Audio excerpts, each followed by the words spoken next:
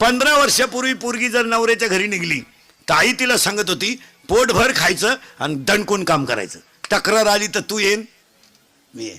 आता ह्याच 5-6 वर्षापासून आई डायरेक्ट सांगती एखादा महिना पाय, सगळ्यांचा अंदाज घेऊन ये, नाही तर पाहुणा इकडे घेऊन ये, खाल्ल्या वावरात कांदे वाट्यानं करीन पण तो शान भरायचं नाही. इतक्या धरी कीर्तनात बसलेली तुझ्या पोरीचा तुझा फक्त 4 दिवस फोन नाही, फक्त बोटवर कर. आजचं पाकिट देतो मी तुला, कर बोट. तुला काम नाही का काय दुसरं? तिकडे मर ना, कांद्यात रॉप चिंबट ना, दुसऱ्याची घर का आलं बिगडी ती. उठपळ पुरीला फोन, उठपळ पुरीला. बरं विचारी ती काय जीवली का काय घालून गेलं, बोंबील भाजली खाती. आवळ्याचा बाजार नाही. आजपासून जर महिला मंडळ पुरीच्या घरी डोकं लावलं तो तू का शेवाय लिहून घे. दिवाळी खात नाही तू ले कशाने.